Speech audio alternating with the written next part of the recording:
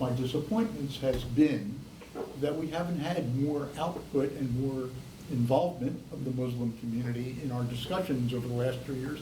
But seeing you guys here is really refreshing and encouraging to me. And the fact that, you know, that you're keeping up with things and you're changing your ideas and you're staying informed is really very impressive. It really is. Well, that's all up to Sirhan. I mean, he's a wonderful community organizer, and Sufyan is with us. and Sufyan, yeah, you guys have done a really amazing job. If you guys don't mind, I'd like to take a picture of the group, just to show my own group that you guys are here and they're not. So my Which question group would are you be- in? Question for the students, how do you guys navigate informational spaces? Yeah. Information Very space. important. Yeah, clearly, there's so much out there, and we are being bombarded by points of data every day. How do you determine what to believe in, what to give more time and space to research, and what to discount immediately? And I just want to learn, how do you deal with that kind of anxiety? I'm going to give you my real life example. Uh-huh. So on TikTok, I just found a Nazi propaganda where they used to, sacrifice children. And Uh-huh. a lot of people are getting brainwashed by this. But in your class, you actually, broke that propaganda. This is how Nazi used to do propaganda for Uh-huh. Jews, right? So education helps. So yeah. It's really interesting you say that, and I don't mean to stop a student Yeah, from of saying, course. but maybe a month ago there was the in Michigan there was the shooting in a synagogue, and a friend of mine shared with me that the day of the shooting, what was trending on Twitter was Islamophobia, and it was this question: why is Islamophobia showing itself the day of a shooting in a synagogue? And the question is this a sort of misinformation campaign? Is there indeed an effort to balance out, attacks in one side by then making sure that we're not immediately jumping to attack the other side, or is it engineered on the news sources to try to minimize anti-Semitism? I'm a child of television, and I come from a time when these media landscapes were more black and white than they are now. At least you knew what you were being fed, so it was your choice whether to swallow it or to try and kind of fight back, resist. And now I'm completely lost at sea. I'm not on social media that much, but I see it out there, and it's an ocean. There was a hand here. Yeah, well, when navigating such spaces, if you review a specific piece of information, it's best to take a closer look at where you're receiving that information from, and you could examine their incentives. And it will only take 3 whys to know, what does this person believe in, what does this person gain from me knowing this, and what does this person gain from me believing in a specific thing that I can extract from this, for example, article or video. Very good, yeah. Seems a pretty straightforward system of triage, right? Very good. I think there was a hand there as well. Was it? Maybe not? In my case, I don't like politics a lot. So You don't follow? I'm really I don't like this daily negativity on my feed. So I'm like, when I want to get my knowledge, everybody knows this, but like my friends, I read a lot of books, so I would just open a book to learn something about theology, like Judaism or Christian theology or Islamic theology. If it's like about politics, it's extremely biased. So you see, for instance, if it's like American politics, right, when you go into like a left news channel or to the right news channel, it's extremely biased. If you go to Al Jazeera, it's this fully notional of like condemning Israel, and when you go to much more pro-Israeli news, it's they're condemning the other side. So like, it's very difficult sometimes to navigate through those kind of sources that we have, because there are a lot of biases that we need to take into consideration. And I think we'll find it more challenging to find that middle ground, because there's no commercial economic incentive to stay in the middle ground. I think our media, I'm not a media person, but I'm just thinking out loud now, I think our media is really changing and accommodating these pressures. Well, and social media has only been around for 15 years. That's Yeah, the crazy yeah, thing. yeah. And I just read today that they did hold Meta, you know, the owners of Facebook and Instagram, accountable for exploitation of children in a legal sense. So I do think, you know, it's early stage of social media, so we're seeing sort of that unregulation, and hopefully more regulation will come to protect people. Especially children. I think this is like one of the worst things that they've seen, especially for child development. Especially parents, like just they put these iPhones and iPads right in front of these kids, like, you know, and they're just like, you know, they can't even talk, and it's like it really messes up their ability to cognitive development is really impaired by doing that, you know. I have found my students don't like to speak up, and I think it's because they're so used to curating what you say on your Instagram or your Facebook. You have time to think about it, and you want to make sure you get all the likes, but to speak openly in a rapport where you don't know if you're going to immediately get that gratification and you can't curate it, I think that's why students are so, it's a theory of mine as to why they're not willing to engage openly in discussion when asked questions, is the fear of not getting the immediate likes. But it's just a lack of critical thinking too. Not to be like shady or anything. Maybe not Not to like throw shade on your own people, right? Yeah. Right. Yeah, I wouldn't say it's just regulation as well. With social media, when it comes to that, you should also take a look at the algorithms, for example. So, sure, regulation is very important, but let's say something passes through regulation, a bad idea, and people are seeing this idea once, it's more likely to pop up again, and again, and again. So now you have an algorithm where it's basically locking you inside of an echo chamber. The more content you watch and consume, it's going to show you more of that same content. And it's like an exponential loop. You know? Don't I know it? It's only chess on my feed, like, 'cause, you know, I'm a chess guy, so this is the only thing I'm seeing on whatever, you know, social media spaces. Yeah, it's only like the more you use it. Yeah, absolutely. Yeah. I deleted all of my socials about 4 to 5 weeks ago, and I've noticed just, well, except for LinkedIn because FIU required me to keep it, but I've noticed a common piece-ness, you know, that I called it the aggro rhythm, you know, because it was just aggravating. Every day it was showing me violence and political, you know, issues, people yelling at each other in the streets. Speaking as a historian, like, and we haven't really touched the issue of artificial intelligence. I mean, this is the 21st century major socioeconomic endeavor that is developed outside of the confines of the US federal state. If you go back to the A-bomb, space exploration projects, the internet, these were all state-funded and thus regulated projects. But this thing was created out there in the wild, and it doesn't really seem like regulation is pondered even. So I think we're every person for themselves. So I'm gonna do what The problem with a lot of those comments is also though that there are a lot of bots. Like when you realize, like when you do like a small comment and then you get just like 40 comments and like they just purely hate, I don't really believe that they are like all those 40 comments are really offered by a human being behind a computer.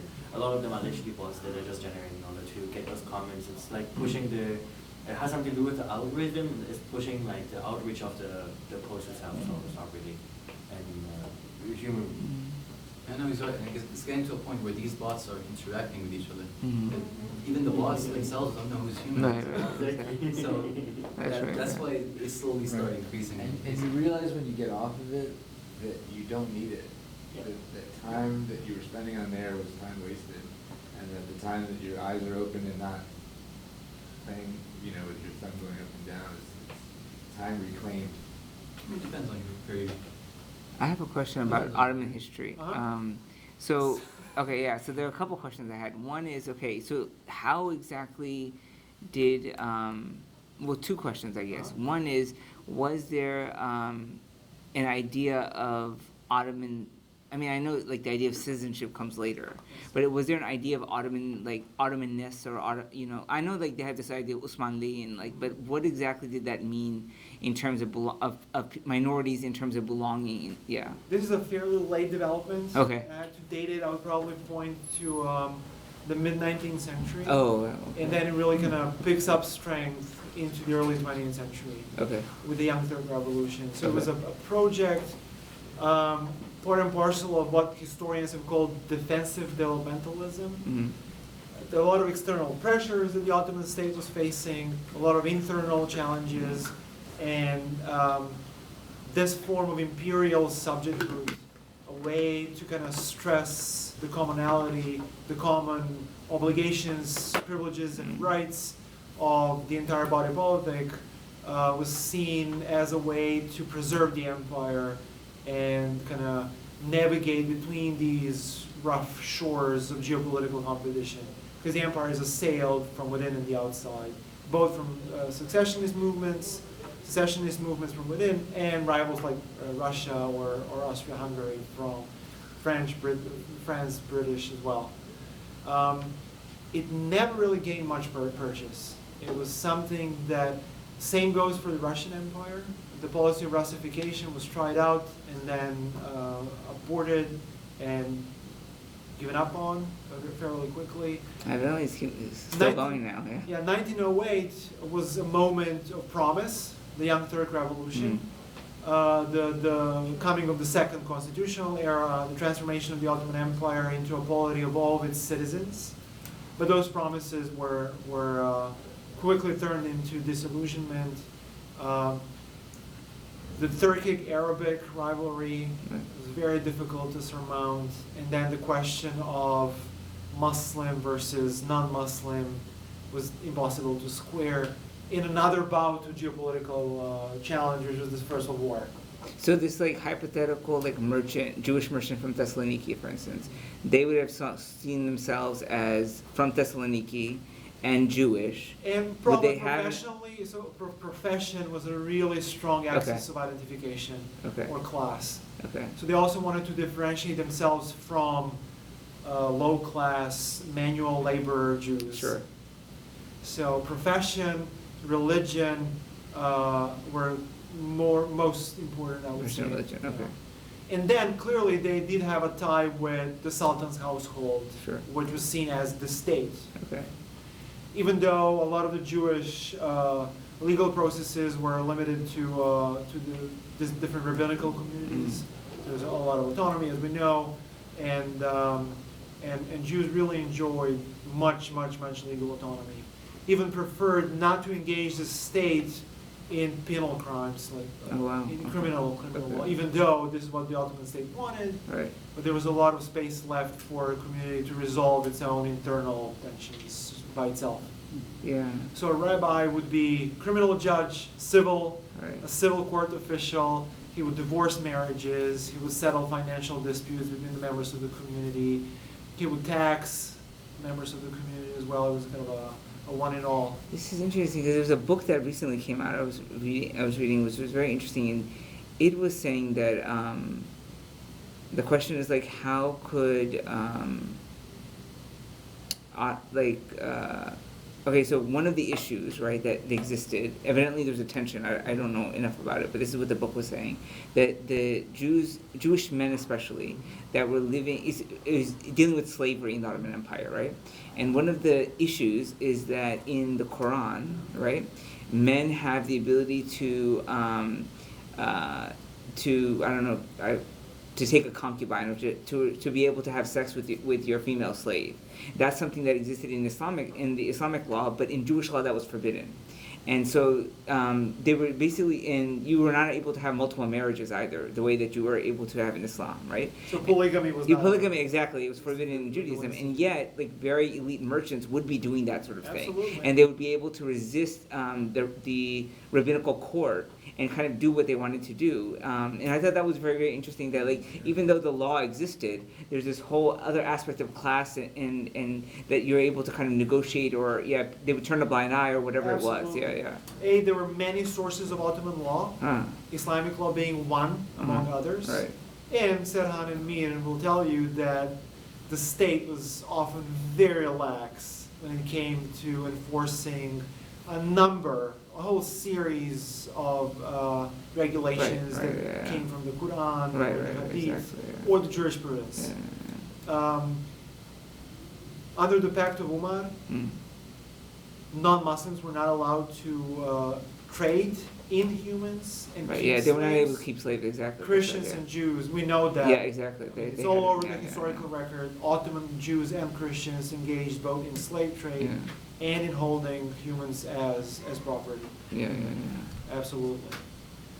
Yeah, it was very, very interesting just to kind of read about like that. And then, there was one case this guy was referring to, and he saw that there was a, I don't know, I think it was some of the text from the Geniza, I'm not sure. But one of the things that there was this case where there was a Jewish woman who was being treated badly by her master. And what she did is, like, publicly in front of people, she converted to Islam. And that actually forced the guy to be able to have to sell her, basically. So that, because technically, Yes, yeah, non-Muslims non-Muslim, could yeah, not yeah. hold Muslims. So as this was slaves. like one of the strategies that they were saying that slaves could actually Absolutely. try to get themselves out of a bad situation, is that they could use this issue of conversion. And there are many other Okay. strategies, but yeah, this is a vibrant field of study, and we're learning more and more Yeah. about it. So I would invite everyone to Yeah, that'd be wonderful. to get familiarized with Ottoman history, Absolutely. not because I do it and other smart people are doing it. I mean, I'm not kind of positioning myself in that group of smart people. I'm outside of that group, but it really forces you to question a lot of what you think you know about everything you think you know, including Islamic law, Judaic legal practices, and so many other things. Absolutely. I have two questions. Yeah. Oh, like one question. The things that we talk about anti-Semitism and Islamophobia much more like in a historical sense. How would you define anti-Semitism? How would you see the establishment or like I understand what I mean, like the Anfaltung of anti-Semitism and Islamophobia, especially in the West. How would you define it? What do you mean? Could you elaborate a bit more? For instance, here in the States, anti-Semitism is very ambiguous. We see, for instance, from the left, anti-Semitism being much more portrayed as this anti-Zionism approach, so that they're against the United States supporting the Israeli state, and that both of them do commit atrocities, etc. in Gaza, and then this is then considered like as bad, and then from there comes this like hate against Jews, and then from the right is just this like hate that Trump, for instance, is in any way supporting Israel, and that this should be just the America First notion, not the Israel First notion. Then there comes also like a small game. So we're discussing contemporary political contemporary landscapes. racism, exactly. It's an interesting question because European Jewry decimated in the Holocaust. 2 out of 3 European Jews perish. Survivors find it very difficult to find their way home. And what I mean by this, I don't want to be euphemistic, people go back and they're kicked out by their neighbors who had, in the meantime, taken over their properties.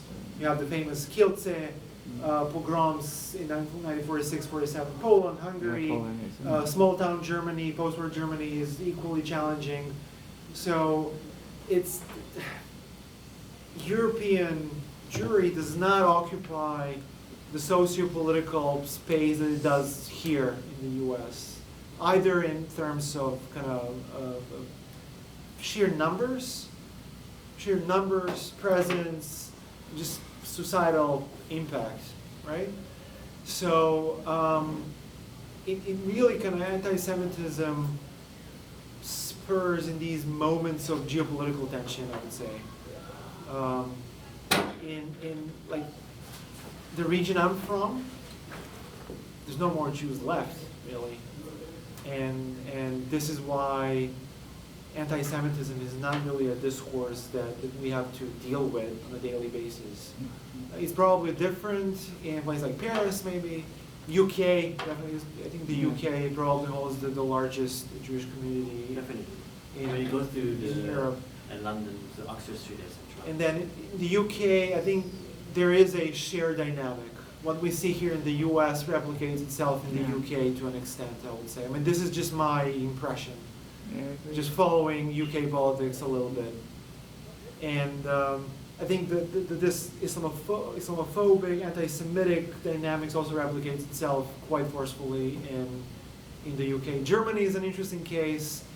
German Jews are not there anymore, but Germany has a very specific geopolitical position. The Holocaust is foregrounded in the policy-making process, and with a large Muslim presence, it is kind of a terrain where we can see these flare-ups. So I would say where Jews still are, it's similar to what you see in the US.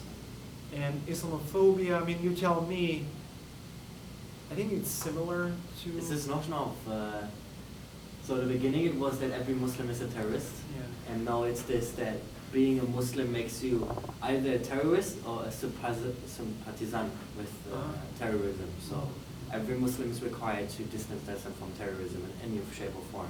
It's I think like in either they are Europe- terrorists or yeah. they are supporting terrorism. It's like Here in the US, Anywhere. Anywhere. anyway.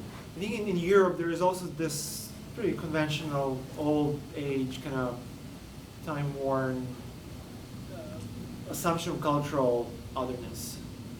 Yeah. And I think gender relations dominate those spaces quite forcefully in Europe, at least. There's also a jihadi terrorist fear Yeah. of Islam, that's the view that Islamic, religion has this view of jihad as its core, and that's not, it's not that you're a terrorist, but that the religion is associated with this idea that there's a martyrdom towards achieving the goals of the religion, whether that's founded in not. I think that's how it shifted from you're a terrorist to no, maybe you just believe in a religion that's jihadi by nature, and that gives the fear. So you're vile by association.